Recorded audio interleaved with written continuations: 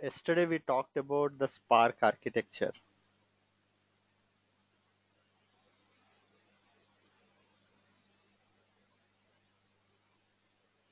So we told that we have a driver process. So driver process is kind of the is a kind of a master of a Spark application. It takes care of preparing the plan, which is the DAG here. After preparing the plan, we said that it takes care of creating stages. Stages are created wherever it sees a API which does the shuffling, it will create stages. And for each stage, the tasks will be created. And I said that wherever by default the number of tasks in the first stage will be number of blocks that we have in the file. So if we have a file with three blocks, so three tasks will be created. So if we have a file with 6 blocks or 8 blocks, we will have 8 tasks created. So that determines the degree of parallelism, how you process the data in parallel. Now again I said that the number of tasks in the next stage is always equal to the number of tasks in the previous stage. That is the default behavior again. Again, to override that behavior, we can increase or decrease the number of tasks in the next stage by overwriting the second parameter of your API, which triggers shuffling. In our case, it was reduced by key, which triggers shuffling. It takes a second parameter where you can override the number of tasks or number of tasks, or it is equivalent to partitions. So the idea is this: number of blocks is mapped to, actually internally there will be number of input split,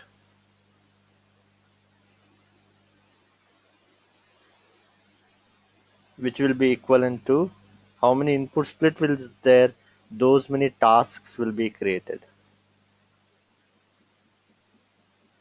So if there are 5 tasks, it will give out 5 outputs. So those things are called as those many partitions.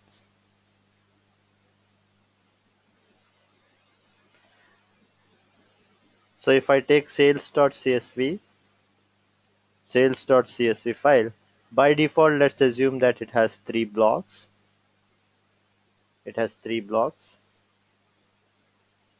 As a result, by default there will be 3 input split.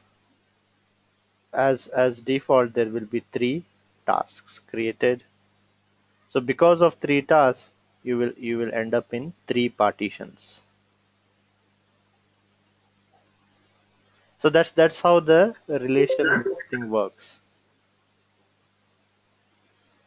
Now this is file system. This is the file system.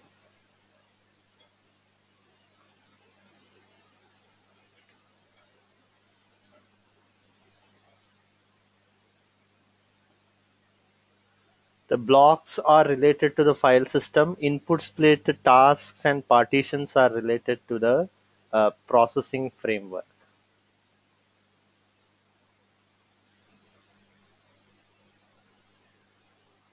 Processing framework like MapReduce or Spark.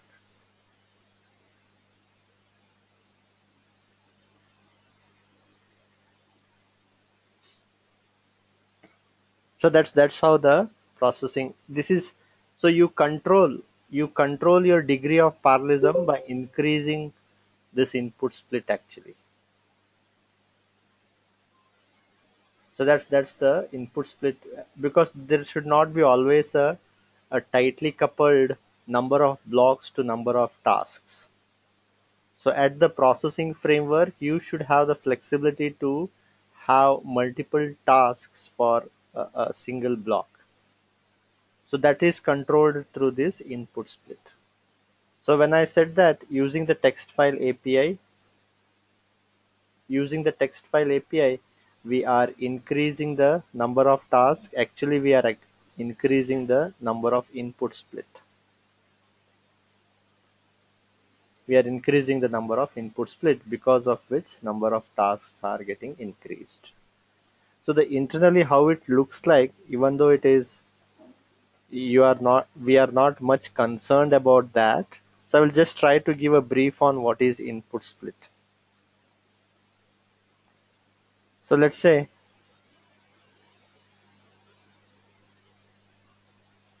this is our block 1. We have our sales.csv, which is divided into 3 blocks: block 1, block 2, and block 3. Let's say it is 384 MB, which is divided into 3 blocks. Block 1 is in system 1. Similarly, we have block 2 here, block 2, and we have block 3.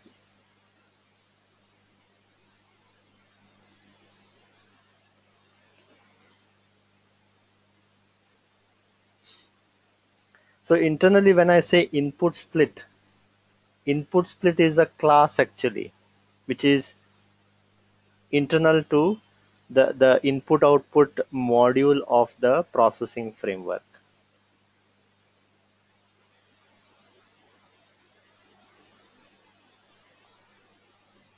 So that module has certain members. So out of those members, one member is offset, one more is length, one more is a file name, and some data input stream, something is there. DFS input stream is there, which is used to read the data. Now whenever I create,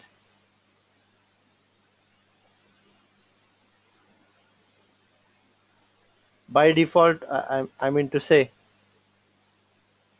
by default, if there are 3 blocks, by default 3 input split will be created, meaning 3 objects of this class will be created.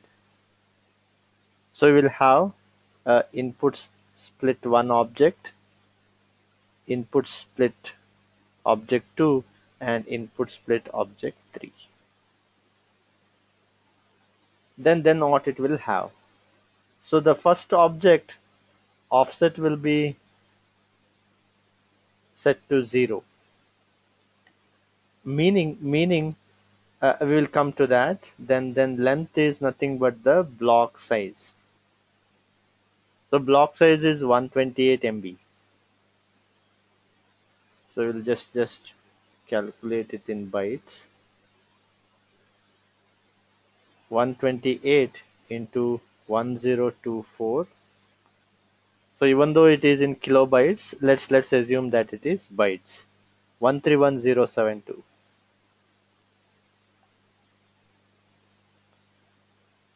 So length it will say as these many bytes, and file name is sales.csv.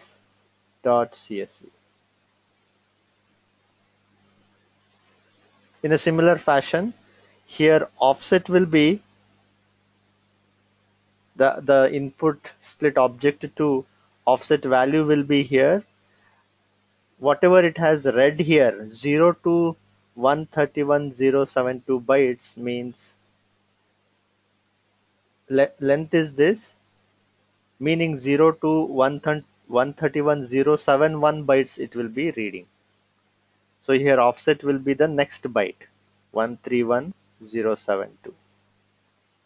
Length will remain as it is, 131072.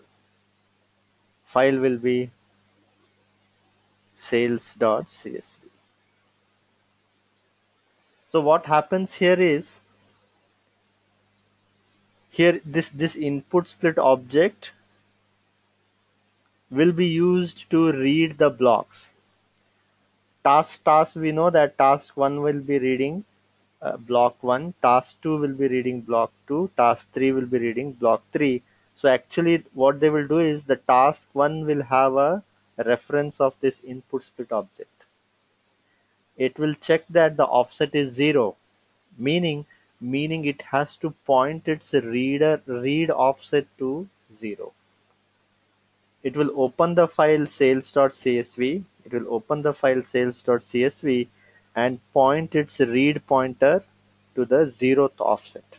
Byte offset here. When I say offset, it will point to the 0th offset. Similarly, the task 2 will also open the file sales.csv. After opening the file, it will point its read offset to 131072, which is nothing but this.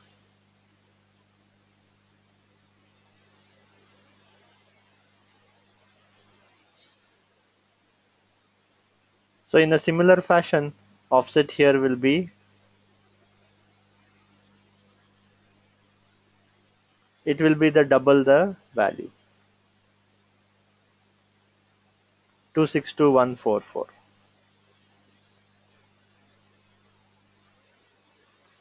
So length is equal to 131072.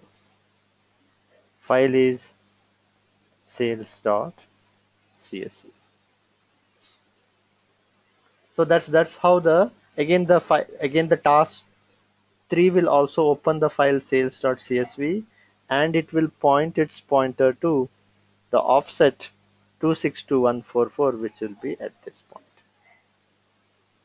So this is how, and every task will read up to 128 MB of data. So each task will read 128 MB of data. That's how this input split is actually called as logical division.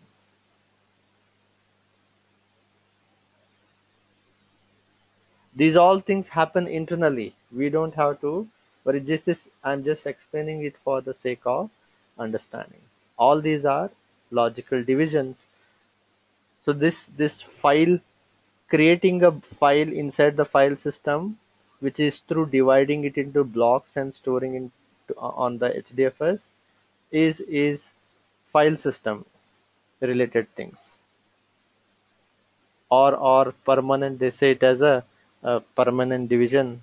I'm not sure, some word they use. Actual blocks. This is logical division of your file.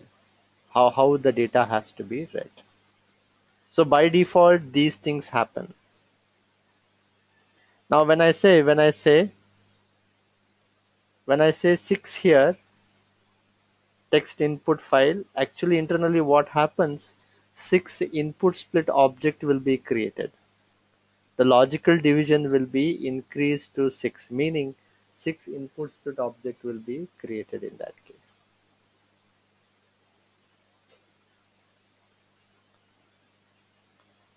So inputs split 1, input split 2, input split 3, input split 4, input split 5, input split 6.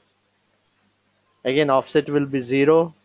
Length will be this time the total length divided by 6, which will come to 64 MB. So 64 MB means it will be 64 into 1024. Even though it is in kilobytes, let's assume that it is in a bytes. 65536. 65536. File will be sales.csv. Here the next input split offset will be 65536 and the length will be 65536. Sales.csv. The next offset will be 131072. Length will be 65536. Sales.csv.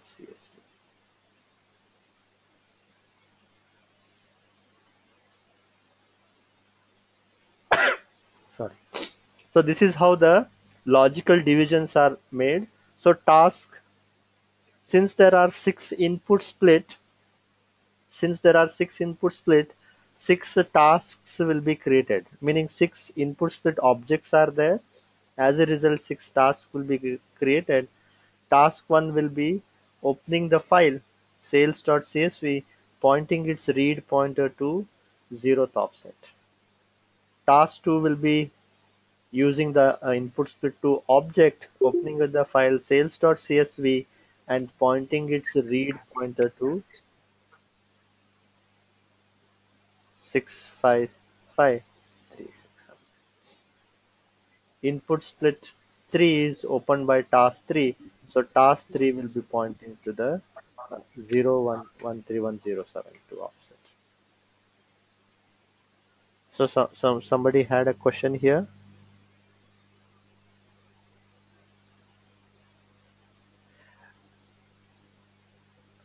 Uh, Kumar Swami, you have a question?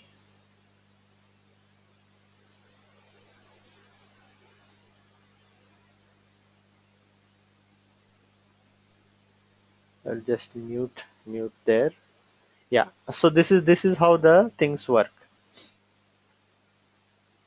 Similarly, task 4 will be reading from this point to this point. Task 5 will be reading from here. Task 6 will be reading from. So this is how the data is parallelly read. Different data are parallelly read. As a result, what we get is we get, because there were we increased it to six input split. As a result, we have to create six tasks will be created, which will compute and give out the output in the form of six partitions. So that's how the degree of parallelism is increased in case of stage 0. In case of stage 0. So that's the concept of input split. All these input split are taken internally. We don't have to worry about that. Just it is for the sake of understanding here. I hope the input split was clear and how this degree of parallelism is achieved, and you are not tightly coupled to the block size. Sometimes you may have to override the parallelism, not based on something else, not based on the block size. So input split gives you the flexibility of overriding your your number of tasks, which is by default on the blocks. Now, keeping this in mind, I think this was clear. Now, next what we'll see is some thumb rule which is kept in mind. So usually one core is used for around 3 to 4 threads. So there should not be always a one-to-one mapping for one core and one thread, because that will be a underutilization of the CPU core. So one core should usually have you should usually run more than one thread on a single CPU core, and the best performance has been reduced to 3 to 4 threads per core. And one task.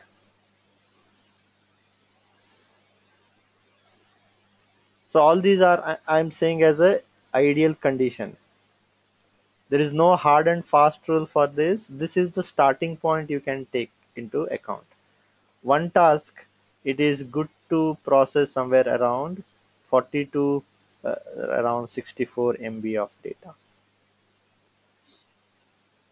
Now let's assume we have taken our starting point as 4 threads, and each task will give 64 MB of data for processing purpose.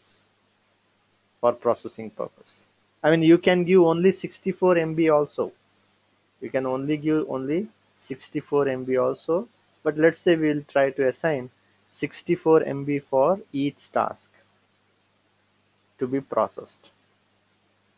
Now let's see how much CPU core is required for this, how many executors are required for this. Those steps we can compute with the help of this. So this is the rule that you have to keep in mind. One core, usually you should give 3 to 4 threads. I mean, on a single core, these many threads should be running. One task or thread, because task here is a thread should be processing around 40 to 64 MB of data. Keeping in this mind, let's say we have 10 GB data. Our data is 10 GB.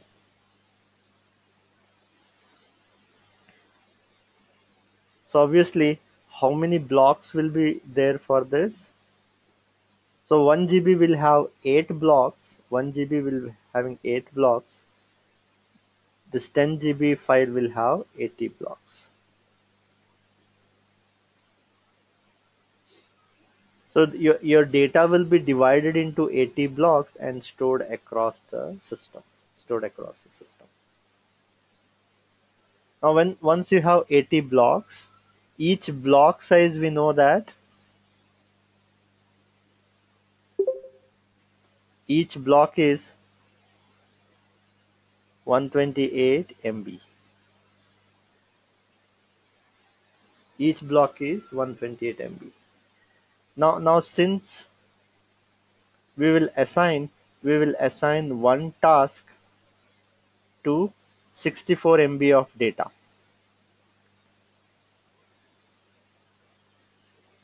Meaning what a block requires, one block requires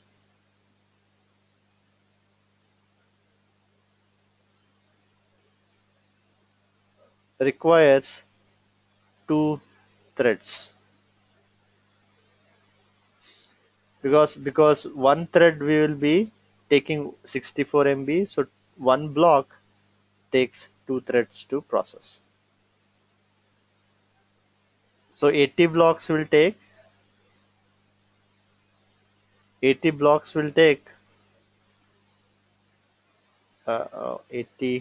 I mean to say the 2, right? 160 threads. So this is the ideal condition.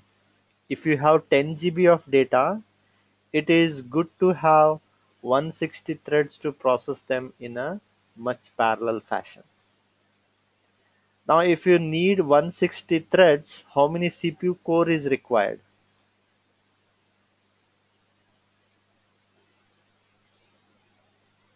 So usually how many you will say for one core, you usually run some 4 threads.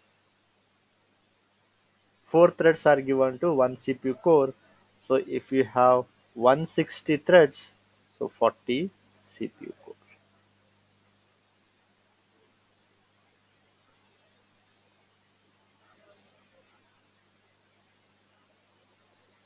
So in ideal condition, so to process 10 GB of data, 40 CPU cores will do the good processing. It will do a better processing. I mean, this is the starting point we have to consider. Sometimes you may not have 40 cores available for you. You have to just deal with lesser number of cores.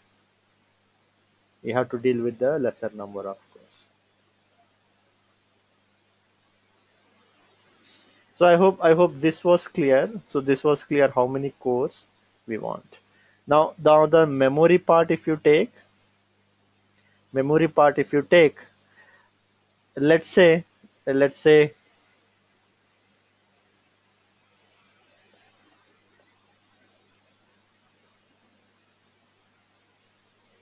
yeah, here is a question where to define task will take 64 MB of memory.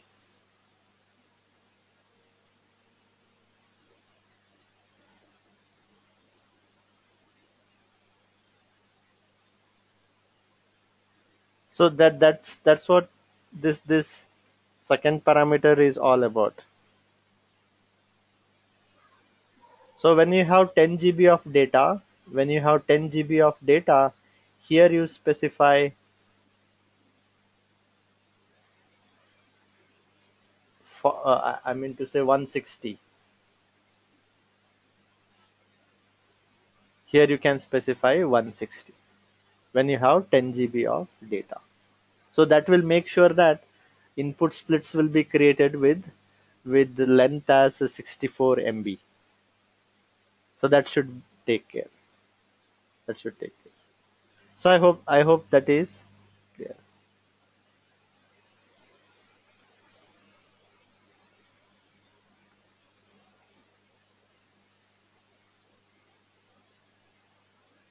Now keeping this in mind, now one thread to one task we are assigning 64 MB of data for one task. Now we have to decide how many tasks we have to run inside. So if you need 40 cores, you can have something like this. So you can have 10 executors, or you can have, so all these experimentally you have to do. So your total goal is to get 40 cores. So you can have 10 executors and 4 cores per executor.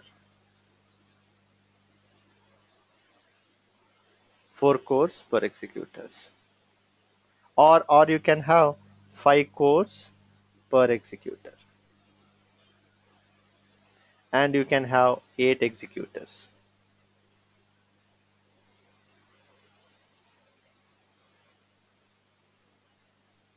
Or you can have 6 cores per executor, something like this. So you have to try out these options. There is no hard and fast rule. You have to try out these options. Now once let's say you choose the first option.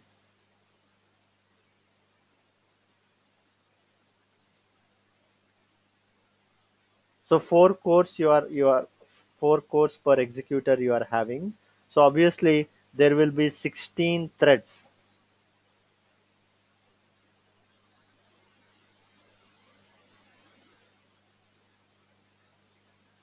Four cores means we are having actually 16 threads per executor. So when you have 16 threads per executor, we know that each thread, one thread we are assigning some 64 MB of data. One thread we are assigning 64 MB of data. So how many for 16 threads? How much?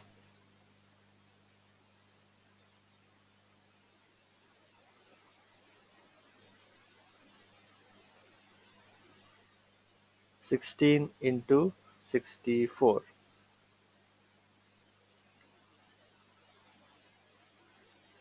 It is 1 GB, right?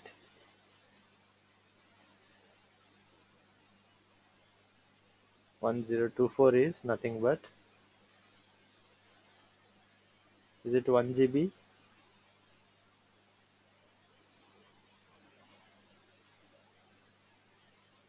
Right. So it comes to 1 GB. Now this is the 1 GB of data. This is 1 GB of data. Some it also depends on what type of processing you are doing. This is the raw 1 GB of data. The disk, if we have a 10 MB, 1 GB, in memory it may represent around, just check this, I'm not sure. On the disk, if we have 1 GB, in memory it may be around 1.5 or 2 GB. When you store the same data in memory through some serialization, I think it will be more than 1 GB. Let's assume that it will take this I need to confirm, or anybody can confirm this. The data on disk, when it is represented using some data structure on inside the memory, let's say it takes 1.5 GB.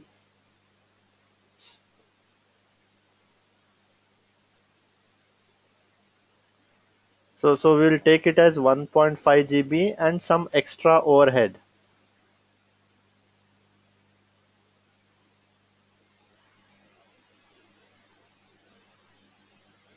It will be 1.5 GB plus some extra overhead. Yeah, here is a question. The question is, are there any parameters, properties to increase the executor memory in case of out of memory? You have properties. Num executor memory, all those properties are there. But you have to, again, we have to restart the program. Executor memory is the property that we can use. Some extra memory will say overhead memory is required. So let's say as 500 MB. These things we cannot. Uh, these are all comes with the experiment. So let's say 2 GB of data.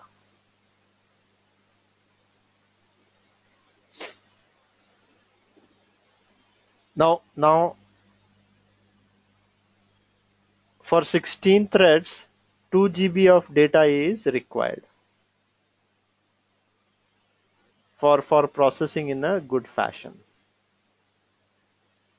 Now this is the processing memory. This is the processing memory. So if you remember, I told that executor memory is divided into three segments.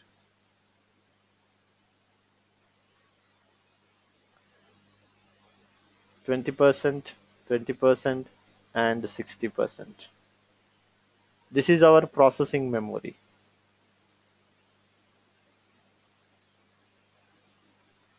This is our shuffle memory.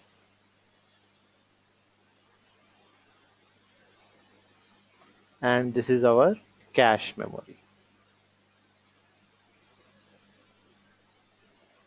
Now for 16 threads, which is inside one core, one executor, it requires 2 GB of memory for processing.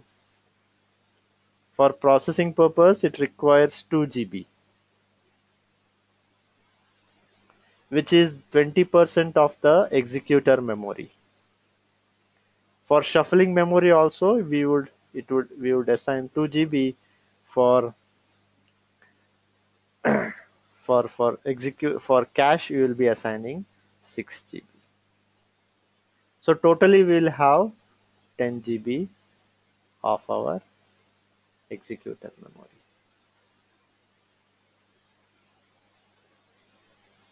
So executor memory 10. So if you have 5 cores, it will be different. Because when we have 5 cores, it will be 5 fours are 20 threads. So 20 into 64, whatever we get. So it will be a bit more. Let's assume it comes to 12 GB. Let's assume that. Now this is how you decide on your processing. Now we are saying that based on just the disk file size, based on just the file size, we have come up with that our I mean not GB here, not 1 GB. Based on data size,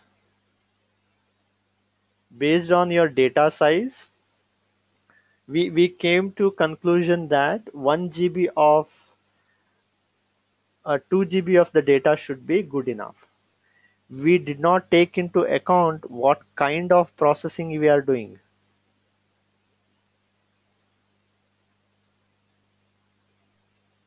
What kind of processing we are doing. We did not take that into account. Let's say you are joining two data set here. Let's say we are doing a Cartesian product. So obviously, if you have if you are joining two data set which is both 1 GB, now the join result may not give you 2 GB, it may give you 5 GB. After doing the join, based on what kind of join you are doing, the result data may be 5 GB or 6 GB. So again, those things also has to be considered.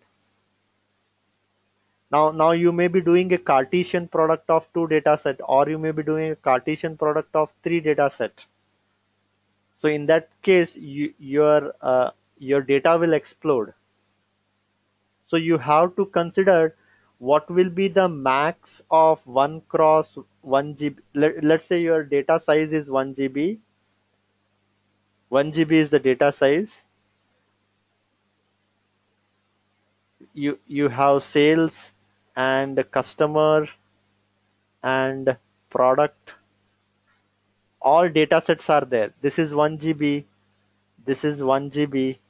This is 1 GB.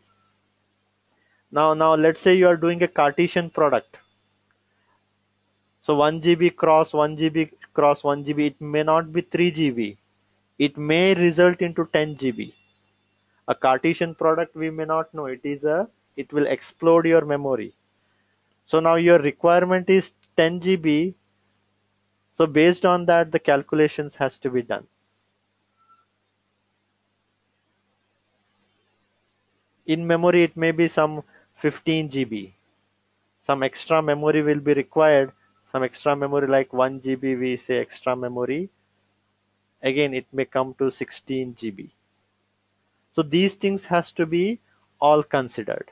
All these things has to be considered when choosing the memory for your executor. So I have given the basic one where it is normal map transformation or filter transformations or reduce transformations. We are not considering the join kind of an operation. When you have a join kind of an operations, you will end up with more data in your memory. So those things has to be considered to start off with your executor. This is only the starting point I am saying, because you cannot determine what will be the optimum solution. You have to experiment and then check. Even after experimenting, you may get some optimized result, but you may never know why did we get that optimized result with these kind of executor cores and these many CPU, RAM, executor memory. But I hope these things were clear, how to start off with how to compute the number of executors, cores per executors, and GB per executors. How much GB per executor? The rule that we are following here is, this is a standard kind of a thumb rule for the starting point. Usually on one core, you should have 3 to 4 threads. Usually for one task, we need to specify 64 MB.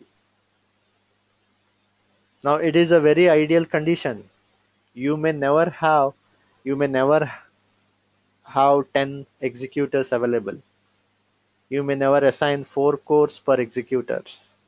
There will be always resource crunch. You may end up having only 5 executors.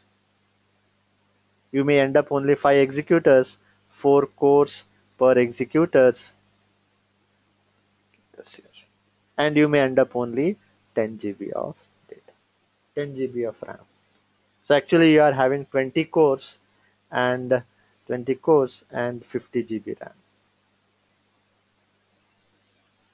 All these are all ideal conditions I am talking about.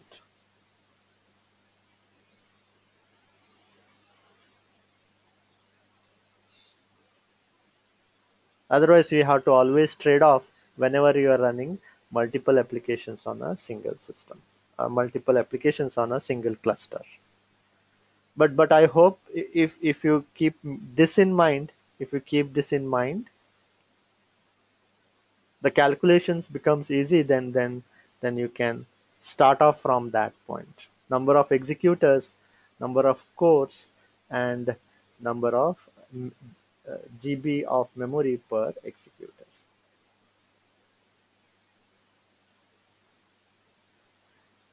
So I hope these things were clear. I hope these things were clear.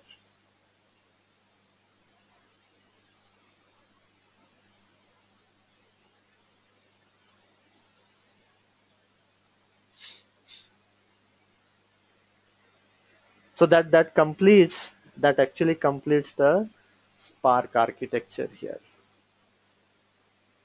So just one more thing is pending here. One more thing is pending.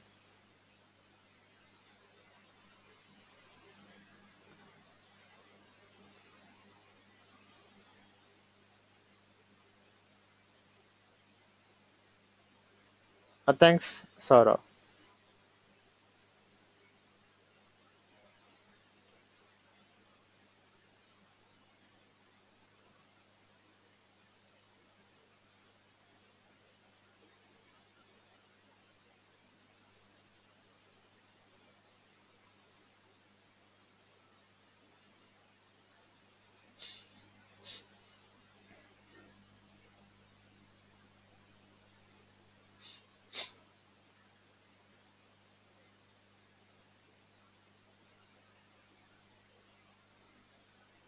Where data node services are running and node manager services are running.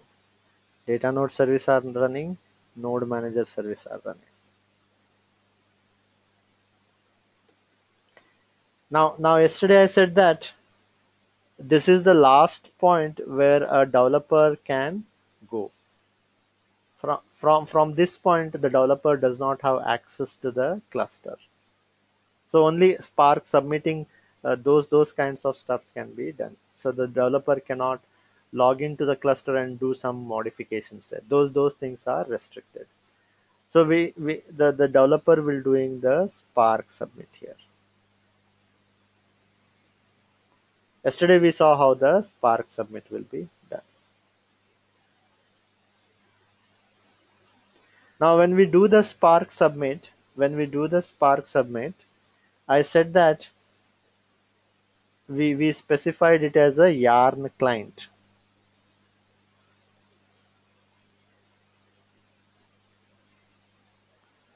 So in Yarn client mode, I said that the driver will be running as part of the Spark submit command process.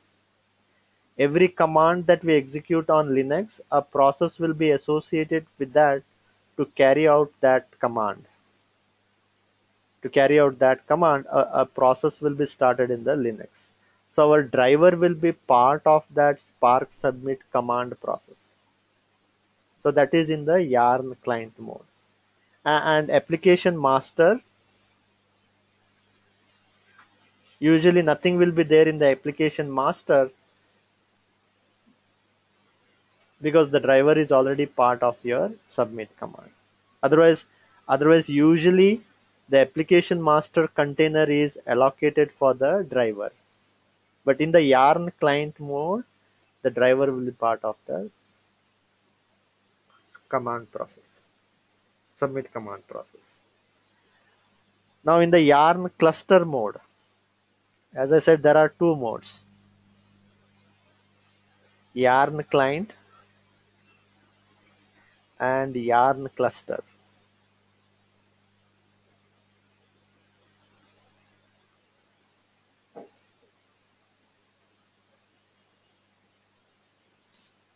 In Yarn cluster mode, the driver will be part of the application master container. So this is Yarn client mode. Yarn client mode. In Yarn cluster mode,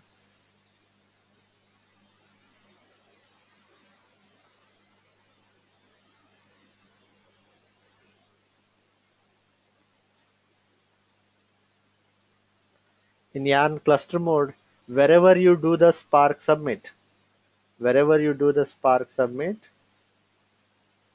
the driver will be part of the application master. Your spark driver will be running in one of the node. Wherever a container is allocated, wherever the application master container is allocated, there the driver will be run.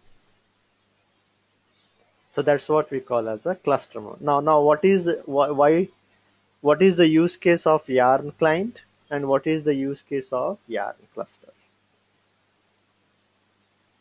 So whenever you are having an interactive job,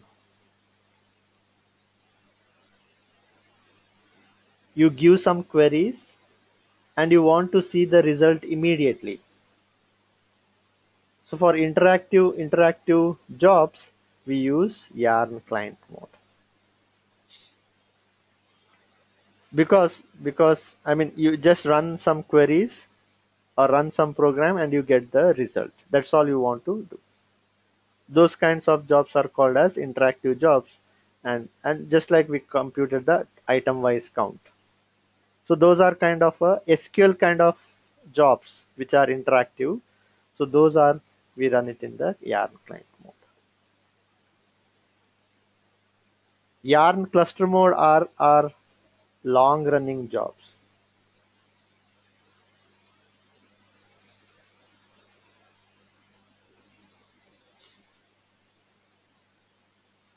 Long running jobs, like you want to run the jobs for a month or overnight or anything. So we run it in the cluster mode. The idea is this. So so if at all you run the long running jobs in the yarn client mode, and if at all something happens to the edge node, I mean, if you run the long running jobs in the yarn client mode, the driver will be created in the edge node, we know that, or some other node where you did a spark submit. Usually it will be the edge node. So your driver will be created in the edge node. Now if the edge node goes down, if the edge node goes down, your driver also has gone down, which is the main thing in your Spark application. The driver is the main entity in the Spark application. Since the driver goes down, the whole application will go down. So that is not feasible, because you may be running it for some 30 days or 2 months, 3 months, 6 months. You want to run it continuously. So if at all the edge node goes down, your application is gone. So that's the reason you run such long running jobs on the cluster mode, because in that case your driver will be running in one of the nodes in the cluster. If that node goes down, a new application master will be created there. So you can have the high availability of your system there.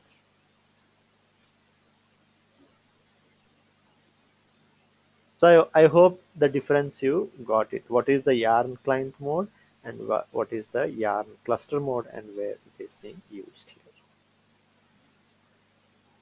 Now with that the architecture of Spark is complete and how it is being run on the cluster. Now let's come back to our programs.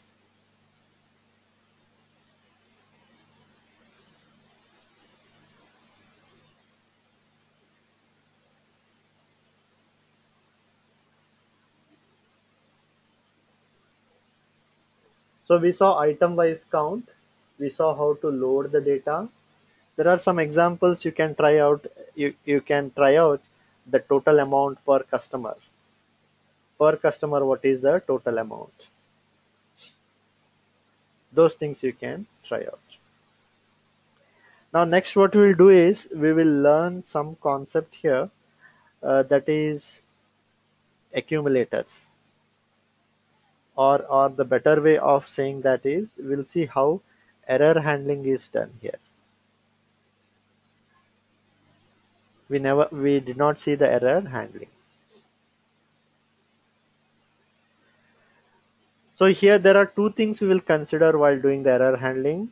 One is count error records. One more thing is separate error records from good records.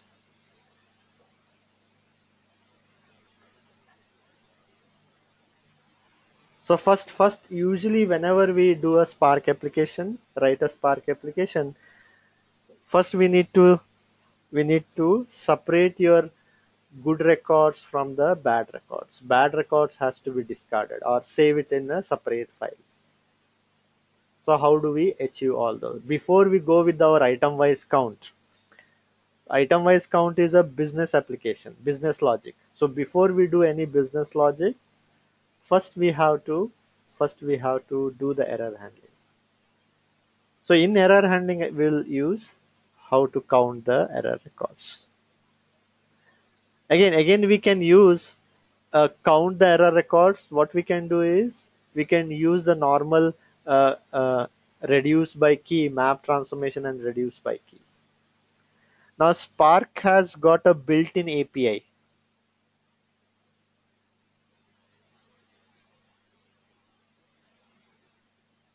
Built-in API for counts. Built-in API for counts called as Accumulator. So we'll understand what is Accumulator here.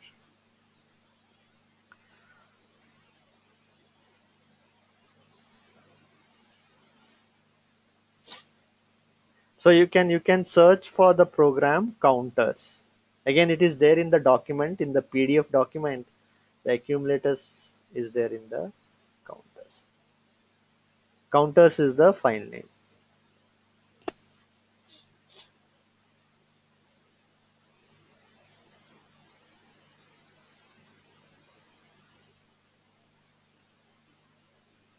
So as usual, we are creating our Spark context. So I think Naveen asked,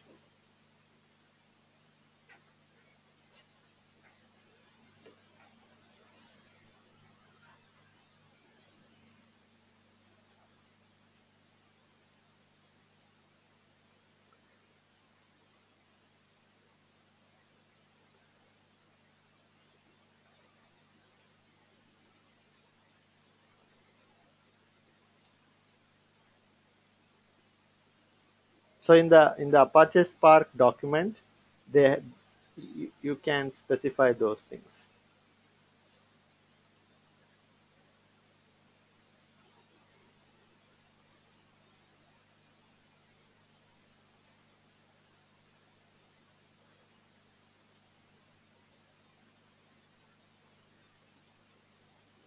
So you can also create your Spark conf object and you can specify in this fashion.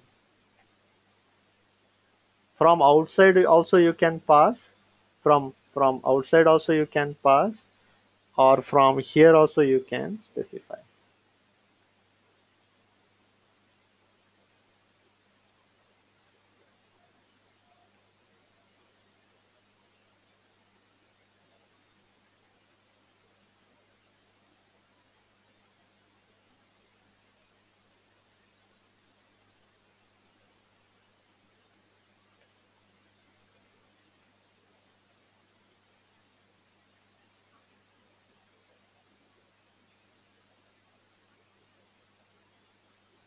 So you can set it in this fashion.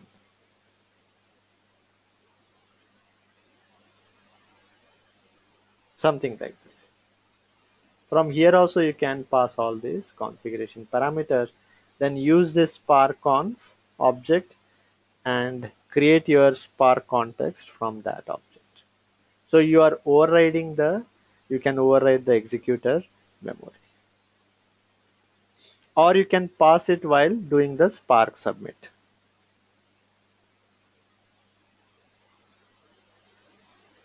Right, right.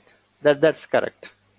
We can add all these properties in some file, configuration file, and we can read the configuration file and update all these things. Here I'm hard coding as 1 GB. This 1 GB could be there in a configuration file, and we read that configuration file and we upload it.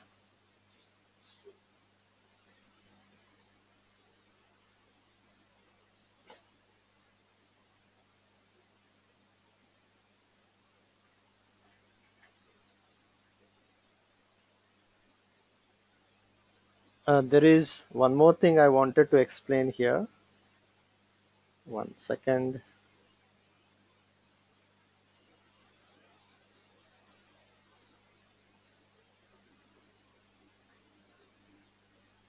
I will share that. It's a good document.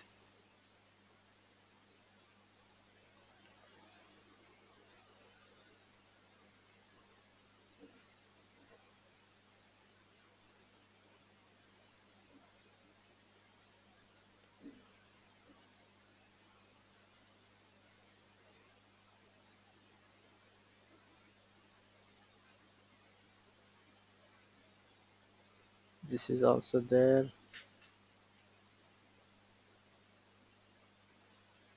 One more was there.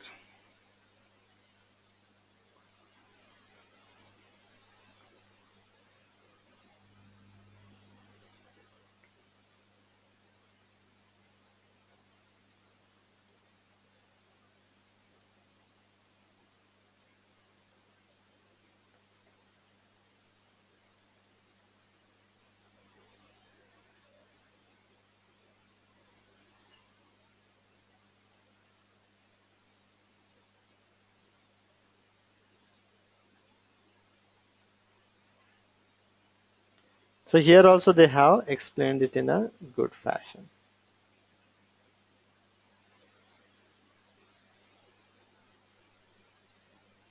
Dynamic allocation. How to increase the number of executors and when to decrease the number of executors. So this should also be, I think they have referred to these documents. So I will just copy and paste this on the chat window. You can refer this. Dynamic memory allocation, they have explained it here. This should be good enough to understand.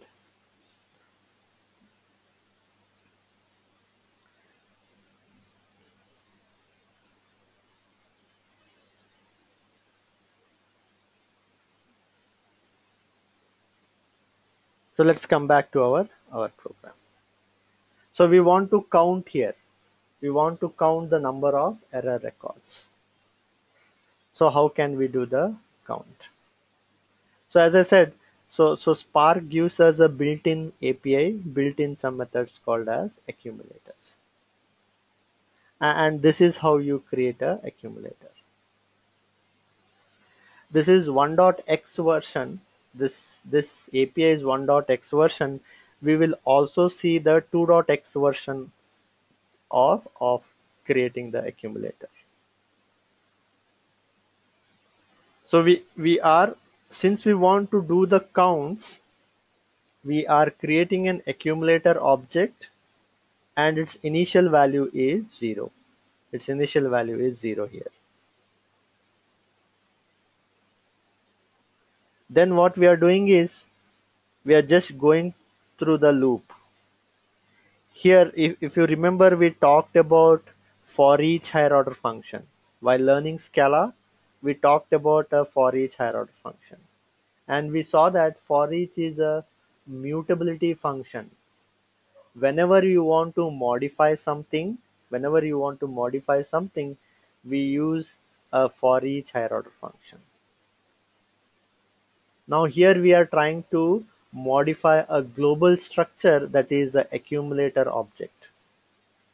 Whenever you receive a new bad record, whenever you read a new bad record, we'll just increment the accumulator by 1.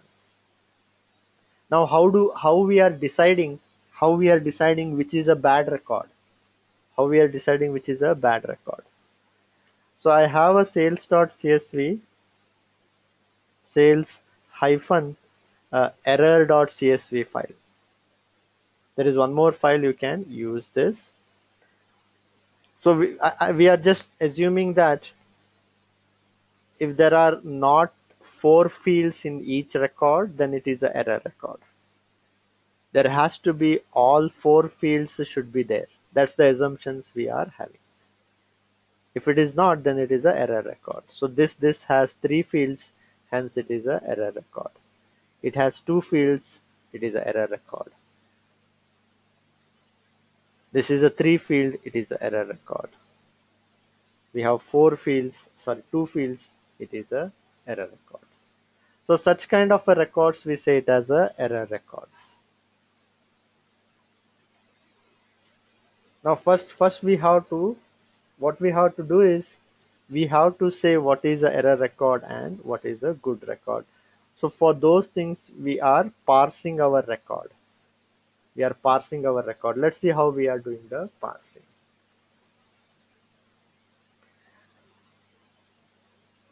So we have our parse method. We are not doing anything much there.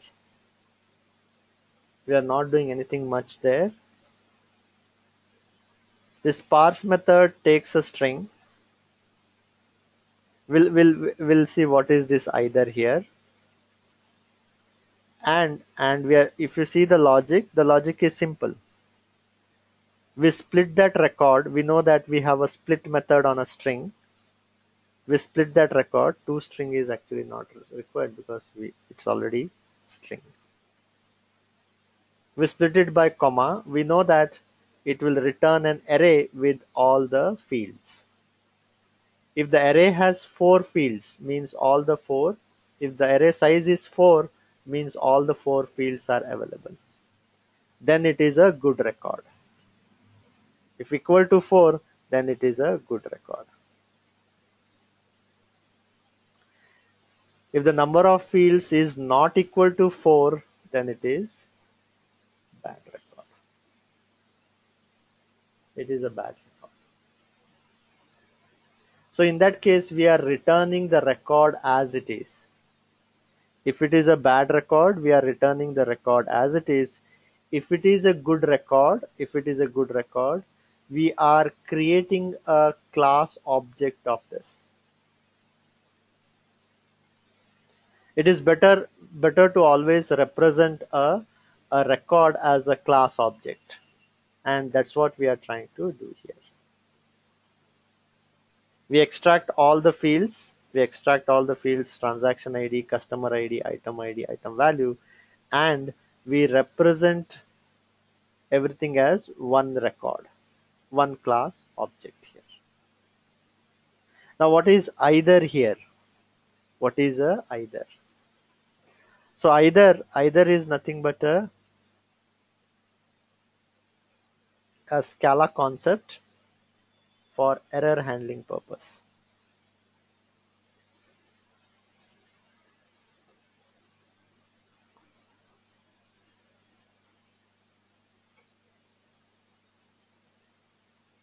Something happened.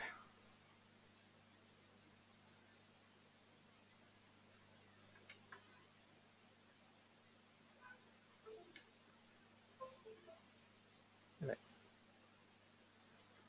So in Scala we have something called as monadic collection.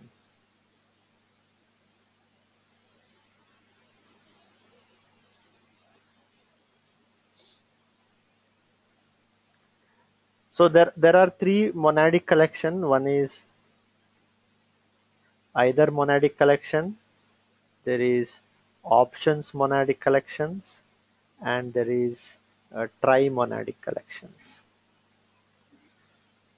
So monadic collections here for either 2 objects are defined. The 2 objects that are defined for either these are all kind of a containers. Collections are, you can think of as like in the generic terms as containers. So here 2 objects are defined for this either. It is not like a normal list collection or a set collection or a hash map collection where multiple objects can be stored. So these collections, there are only two objects are defined for this collections. So one is left object, one more is right object. In a similar fashion, options also has one is none object, one is some object. In a similar fashion, we have success object and failure object. These objects are defined for these monadic collections. These objects are defined. Even though these two objects are defined, at a time there can be only one object.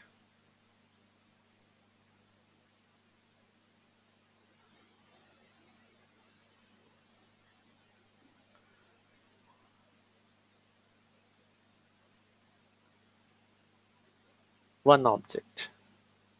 I mean, it can either hold left object or it can hold right object. It can return a left object or it can return a right object. It cannot do both. Similarly, options also, at a time it can have none object or a some object. It cannot have both. So these monadic collections are usually used for error handling.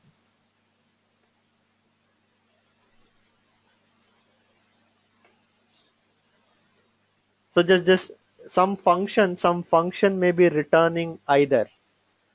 So a function, if it is returning a either, it can either return a left object or can return a right object. It cannot return both. So then you can do the error handling. If it is a right object, do some kind of an operation. If it is a left object, do some other kind of an operation. So usually used for error handling purpose. And and this is kind of a more functional programming related error handling. Functional programming related error handling. So in Java we have exception.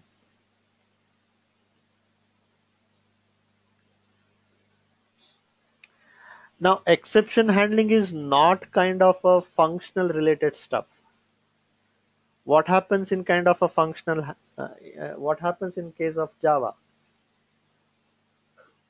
You have your try catch block. You have your try catch block. Now if everything goes well, so try will be executed and whatever result, whatever operations we are in doing in the try, everything will be going well. If any error happens in the try, you will throw an exception called some exception will be thrown. Now what is the functional style of writing the code? You have to return something. Either you return something or you don't return something. So mainly you have to return if the condition is good or there is an condition is bad or anything happens. In either case you have to return something. So in case of try catch, you don't return if there is anything false. You throw an exception. Throwing an exception is not kind of actually returning some value. But in case of functional programming, it is always, if you are a immutability function, you have to return something. So these monadic collection helps us in adhering to the functional programming style for error handling purpose. If it is a good thing, you return a left object, or if it is a bad thing, you return right object. If it is something bad, you return none object. If it is something good, you return some object. So in either case, you return something. So it is a functional style way of error handling. Now what you want to return, you can wrap it inside these objects. You can wrap whatever you want, you can wrap it inside the left object. Whatever you want, you can wrap it inside the right object. Actual object will be whatever you want to return. None will not return anything. In a similar fashion, actual object that you want to return, you can return from. You create an exception object and you can return that exception object. But if you want to return something else, you can return it. So that's the idea of monadic collection, either options and try, which gives you a functional programming way of error handling. Try catch or throwing an exception is not a functional way of handling the errors, because we don't return something in case of error happening. We just throw an exception. Now the same thing is used here. Here we are using the either monadic collection. We are trying to return either monadic collection. If it is a good record, that good record we are wrapping it inside the right object. If it is a bad record, then we are wrapping that record itself, the input record itself, we are wrapping inside the left object and we are returning the left object. Again, we need to specify the data type. I mean, we don't need to specify this explicitly because the compiler will automatically infer from here what is the return type. So it sees that the last expression in the body is right and left. So hence it will determine that the return data type is a either monadic collection. So it will automatically infer that the return data type is either. Now you have to, if at all you are explicitly specifying, you have to specify these things. Otherwise, compiler will automatically infer. Let's say I want to explicitly specify what is the return type. So in that case, I have to specify that the return data type is either, and what is the data type of the object which we are wrapping in the left object. So in the left object, we are wrapping our record itself, which is a string. So string is our left object. What we are wrapping inside the right object? We are wrapping an object of class sales record. So sales record is our right object. So if you want to specify the data type, you specify it in this fashion. Otherwise specifying is not required. Return, we always know that Scala automatically infers the return data type.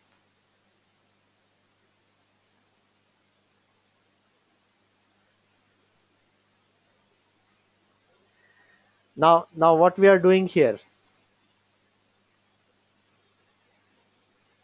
we got our RDD, which is an RDD of string. We read the RDD, we read the file using the text file API.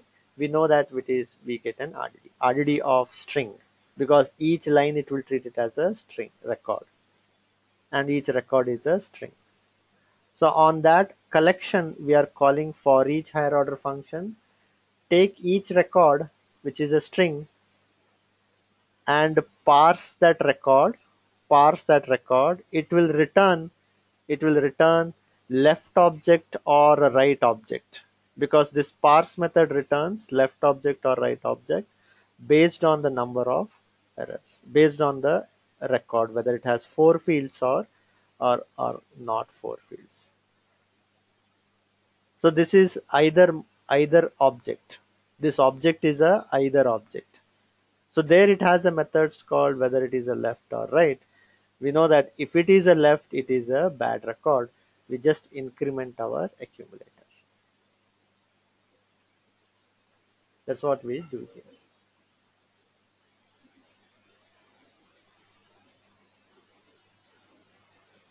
Programmatically, it looks simple. Programmatically, we go through each record, we parse the record. If the record does not have 4 fields, we return left object. Then here we check whether it is a left object, then we increment the malformed accumulator. But internally, how it works, how the things work internally. To understand that again,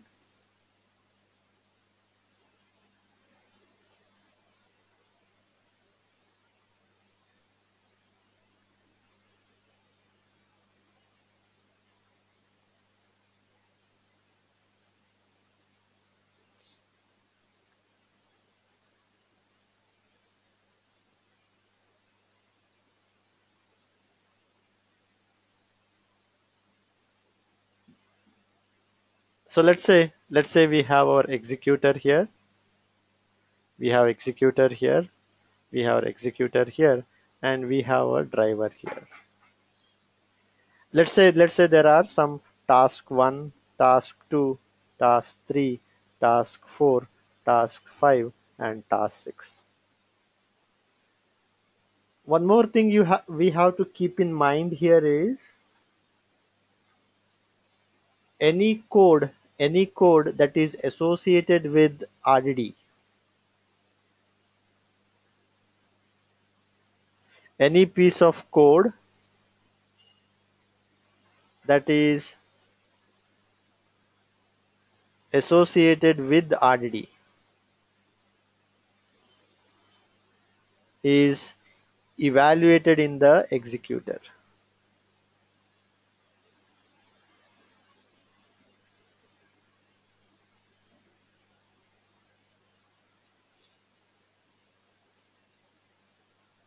Otherwise, the code is evaluated in the driver.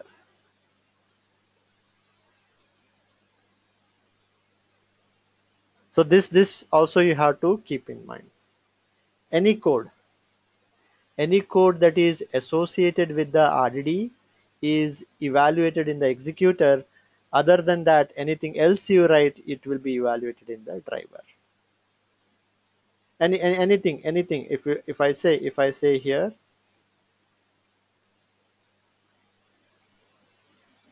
val x equal to 10. Now this will be created in the driver.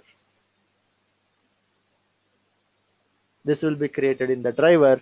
In a similar fashion, this accumulator is also created in the driver. This accumulator is also created in the driver. So just to know which piece of code is evaluated in the driver and which piece of code is evaluated in the executor. Now when we say malformed accumulator, I will come to that, Anand. And next we'll see that. So the malformed accumulator object is created in the driver. It is initialized to 1.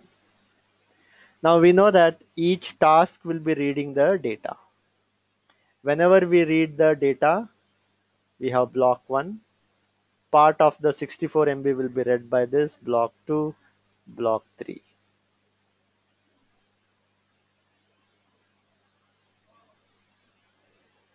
Each task will be reading the data.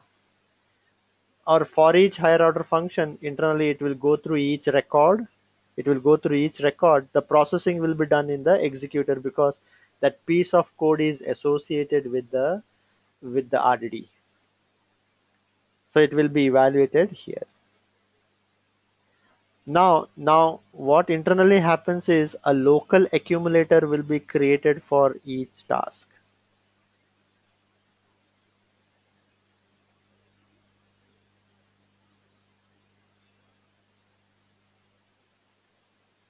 For each task there will be a local accumulator.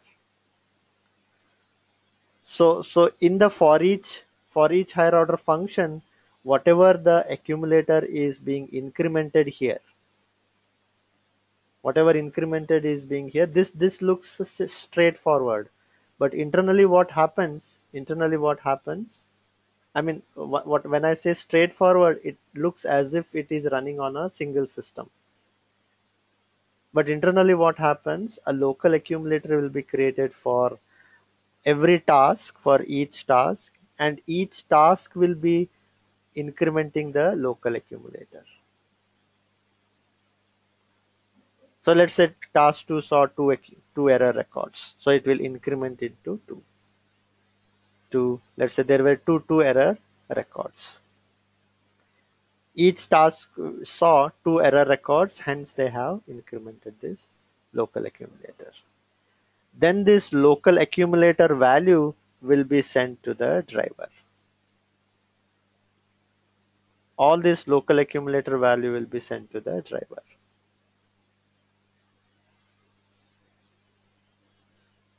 At the driver, all the local accumulators will be merged.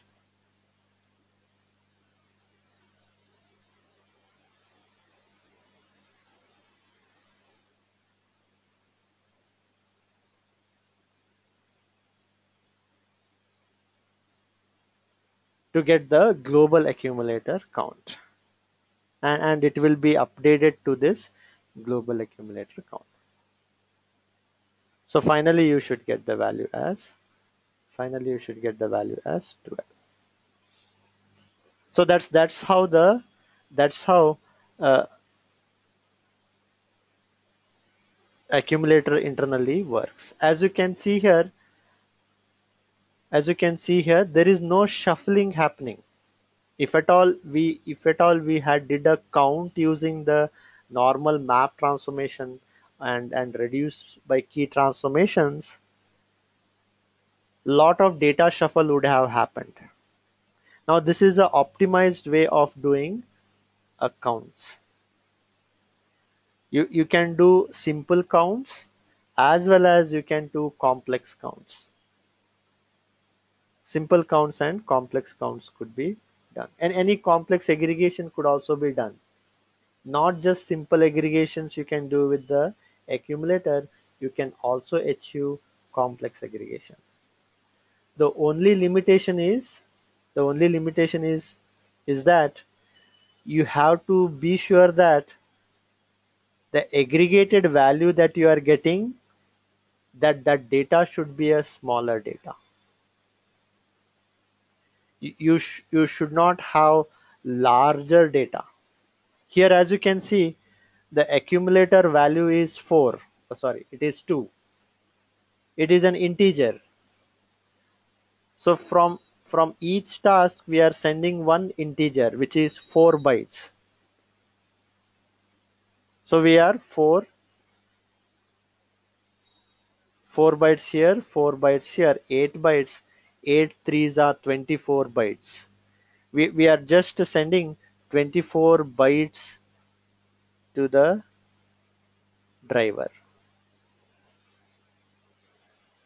That we have to make sure, because each accumulator is an integer and we are sending the integer to the driver. For each task we have one accumulator, hence there are uh, 12 accumulator and 24 bytes totally. So that we have to make sure that accumulators are not good, because if you send a lot of data to the driver, I said that the driver may not have enough memory to store all the data. It may have not enough memory to merge all the data. So you can do all kinds of aggregation. You can do simple. This is a simple aggregation. I will show an example for complex aggregation. You can do simple aggregation. You can do complex aggregation. Only make sure that whenever you are doing any aggregation, the data that you are sending from the executor to the driver is a lesser data, not a huge data. Otherwise, your application may crash here, because driver is the main program, and if your driver crashes because of out of memory issue, so then then then your application is down. So that's the idea here. So I hope the accumulator was clear. If at all we had defined a normal instead of defining a instead of defining an accumulator, if at all we had defined a simple identifier like val x equal to 0,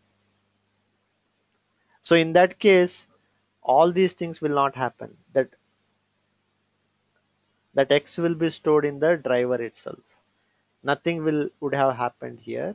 In the executor, nothing would have sent from the executor to the driver. Everything would have remained in the driver itself. Hence, we use the accumulator for such kind of simple aggregations, count aggregations. Internally, Spark makes use of a lot of accumulators. I hope that was clear. Here for each is an action. This is a lazy transformation. We know that whenever we read the file, nothing happens. Only when the action is called, things happen. Here for each is an action. We have already seen what the for each higher order function does. It takes a function, that function takes each record from the collection, and whatever mutability we want to do, we can do with that. Here we are updating our global accumulator. So finally you can access the in the driver. Actually this is again accessed in the driver. You cannot programmatically access accumulator in the executor.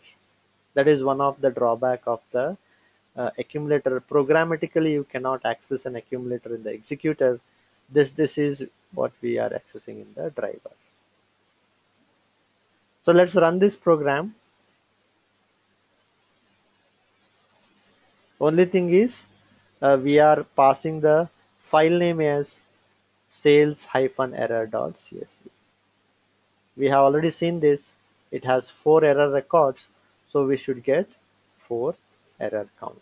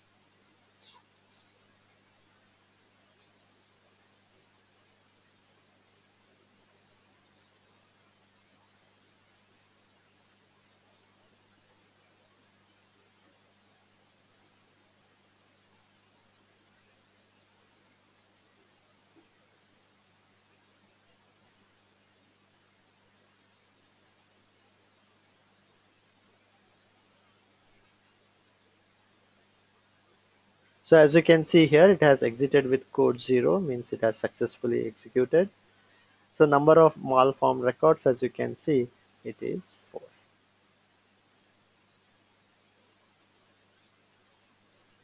So I hope the accumulator was clear here.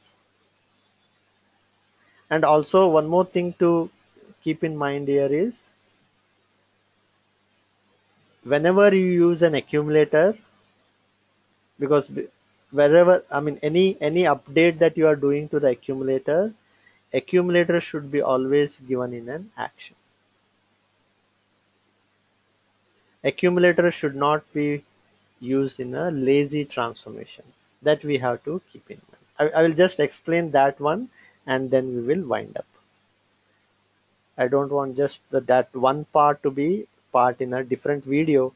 Let's have this why it should be in the action and not in a lazy transformation. One of the reason is most of the lazy transformations are immutability function. Most of the very reason is, I mean, not that's the reason.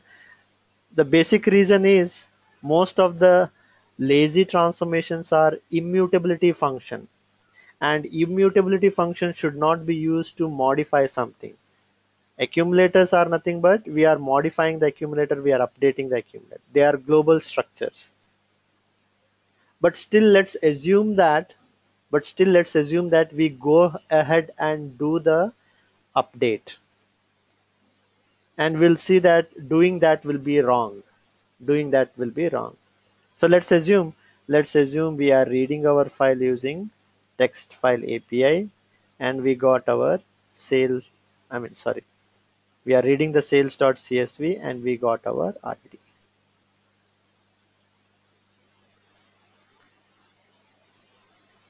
After this, let's say we are doing a map transformation. We are doing some transformation and we get our RDD2. Some logic we are applying. Along with that, let's assume we are incrementing the accumulator.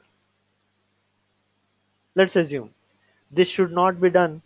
The base rule is mutability should not be done in a immutability function. That is one of the reasons, but still we go ahead and do these things in the map lazy transformation. Then we do some reduce by key and we got already 3 here. After that we call an action called collect. Now we know that as soon as this action is called, the whole DAG will be evaluated. So while evaluating the DAG inside the map transformation, the accumulator will also be incremented. So these things will work fine. So it will count to one task will count to all the tasks will work fine. Everything works fine. So we will be having 12 error records. Everything is fine. Even though we used it in the map transformation, we got the correct records. Now let's say we have one more action here.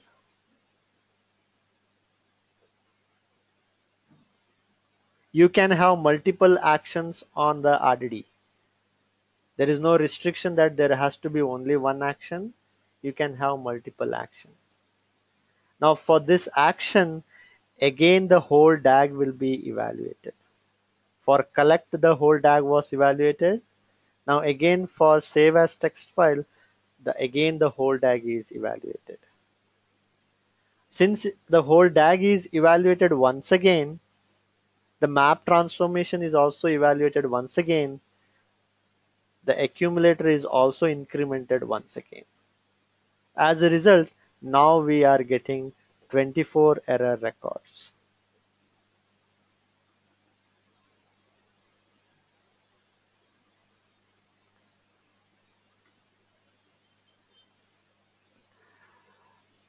I will explain these checkpoints later. We will see that. We'll see that. So that's the idea here is nothing but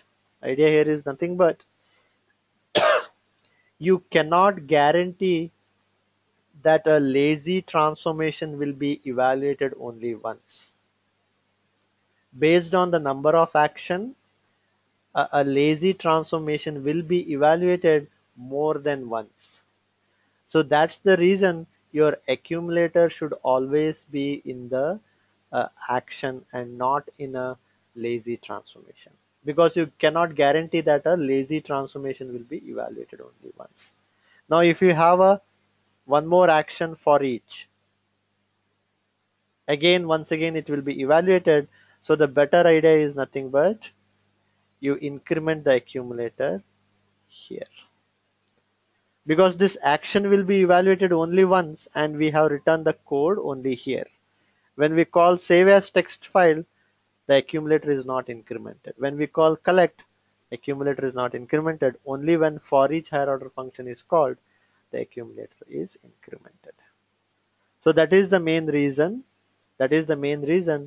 Accumulator must be used in an action, because you can guarantee that it will be evaluated only once.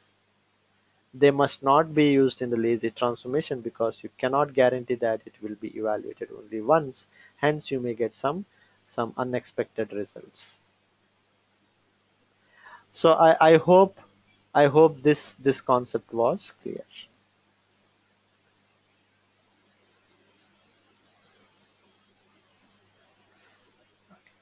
Now So we'll wind up the session here and let's continue tomorrow. Tomorrow we'll be seeing how to use the accumulators in Spark latest version 2.x, and also we'll be seeing how to write our own custom accumulators with complex segregation. How can we achieve the complex segregation? By writing custom accumulators, again with respect to Spark latest version.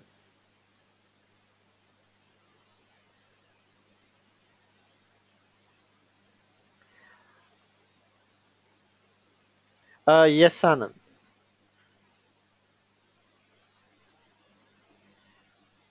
Sure, I can stay back.